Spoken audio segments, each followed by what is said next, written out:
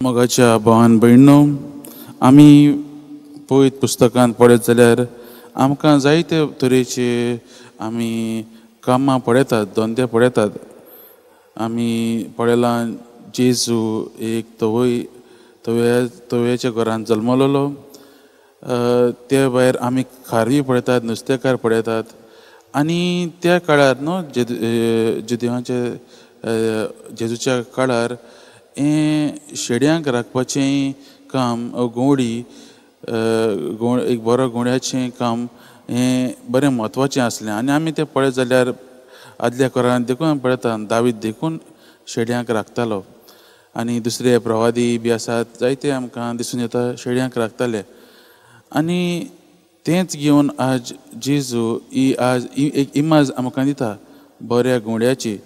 एक बरो गोंडी कितें तो आज सांगता. आनी तो सांगता की तोच जावन आसा तो बरो गोंडी. कित्याक म्हज्या भावान भयणो, त्या काळार न्हू दोन तरेचे गोंडी आसताले. म्हणजे कितें, एकलो एक गोंडी म्हणजे कितें हायर केल्लो न्हू, हायर करतात तो आपल्याच्या शेड्यांक राखूंक व्हरोंक कोणाकूच हायर करताले. आनी हो गोंडी ते शेड्यांचें तितलें पळयनासलो. म्हणजे कितें, कोणूच तांकां मारूंक येत, कोणूच जनवार मारूंक येत जाल्यार हो शेड्यांक सोडून पयलो धांवतालो. पूण आज जेजू सांगूंक सोदता की तो तसलो गोंडी न्हय, पूण हो दुसरे भाशेचो गोंडी. म्हणजे कितें, दुसरे गोंडी कितें आपणाच्या एक एक शेड्यांक वळखताले. एक एक शेडी ती केन्ना तांणी हाडलोली वो केन्ना ती जल्माक आयिल्ली ती तांकां सगळेंच खबर आसलें. आनी तूं तिचे लागीं कितेंच विचारूं खंयचेच शेड्याचें, तो गोंडी तुका सांगतलो आसलो ही शेडी अमके टायमार जल्मल्ली, फुडें तिचें कितले त्रास पडले तिका व्हड करूंक, आनी सगळें ताची आख्खीच इतिहास, आख्खो हिस्ट्री सांगता आसलो. कित्याक तो गोंडी ह्या शेड्याच्या जिवितांत तांचें जिवीत आख्खेंच ताचे जिवितांत आनी ताचें दोगांयचें जिवीत एकूच भशेन घडलोलें कशें. आनी जेन्ना रातचे वेळार ती न्हिदता आसतना तांकां तांचें एक सकल करून तांकां न्हिदयताले. आनी गेट आसनासली, तर थंय ते दारवंट्या लागीं हो गोंडी राखतालो. कोणूच येवं दी, कोणूच एक जनवार येवं दी तांकां मारूंक, हो गोंडी पयलो तांकां आडावंक, तांकां त्या जनवारांशी सोशिल्लीं पयस करूंक हो तांची काळजी घेतालो. आनी मोगाच्या भावान भयणो, हीच इमाज दिवन आज जेजू म्हणटा आपूण आसा खरो गोंडी, बरो गोंडी सो आपल्या शेड्यांक राखता. आनी मोगाच्या भावान भयणो, शेड्यां मदीं आनी घोड्यां मदीं तें संबंद असो आसलो की गोंडी तर थंय उबो आसा, ताचो ताळो मातसो तरी आयकलो जाल्यार शेड्यो वळखताल्यो. आनी तेंच जेजू सांगूंक सोदता, आपणाच्यो शेड्यो आपणाचो ताळो वळखतात.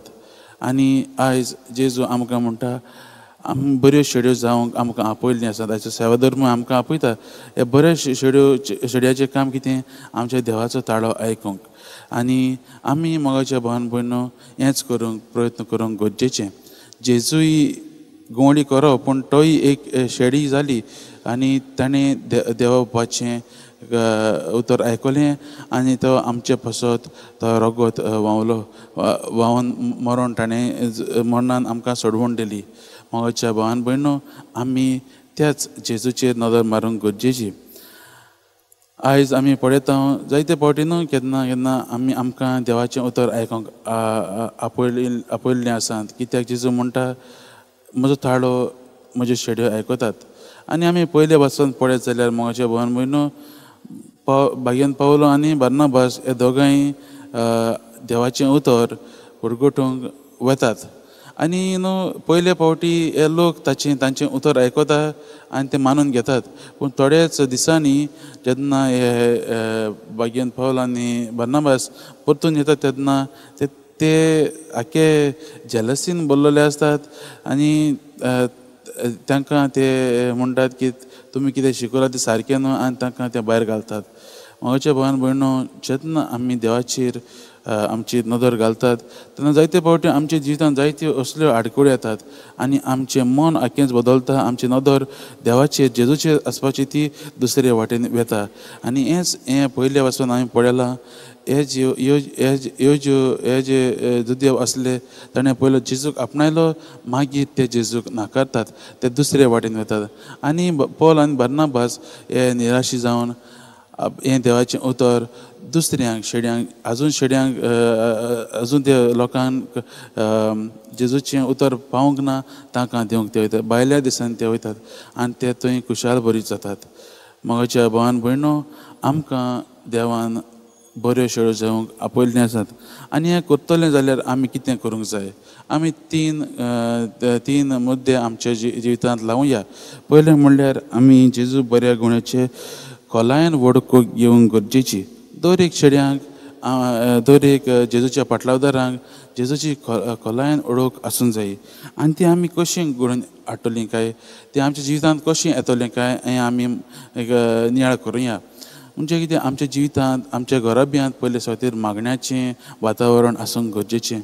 आमच्या जिवितांत वा आमच्या घराब्यांत मागणें ना, तेस ना, वो मिसाचे भेटेक वचूंक जायना जाल्यार आमच्या जिवितांत कांयच आमी जेजूची ओळख वो जेजूची खोलायेन आमकां ओळख मेळची ना.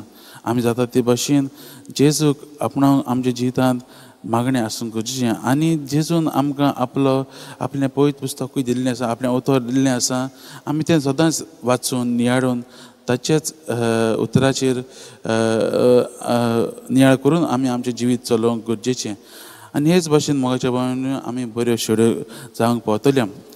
दुसरें म्हणल्यार मोगाच्या भावान भयण हांव पयल्या वाचून पळयलां, भाग्यवंत पावलो आनी भाग्यवंत बर्नाबास ते तांकां एक दारां बंद जालीं म्हणटकीर ते आनी निराशी जायनात, पूण ते वयतात आनी हीच देवाचो संदेश, जेजू संदेश दुसऱ्यांक दितात. आमी आमच्या जिवितांतल्यान होच संदेश दुसऱ्यांक दिवंक गरजेचो.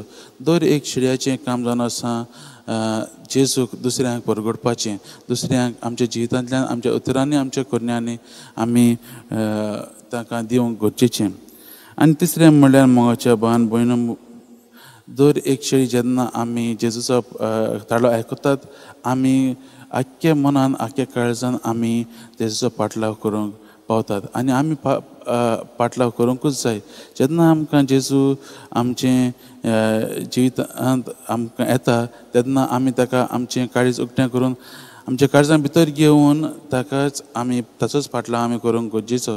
आमच्या जिवितांत कसलेय अदृश्ट येवन कसलेच त्रास येवं, कसलेच परिस्थिती येवं, आमी निराशी जायना जावन पूण ताचेच मार्गांत चलूंक. कित्याक आमी जाणां आमचो बरो गवंडी ताणें आमकां सांगलेलें आसा की तो आमकां केन्नाच वायट करूंक दिवचो ना म्हणून आमी ताचेरच भार धरून ताचोच पाटलाव करूंक गरजेचो.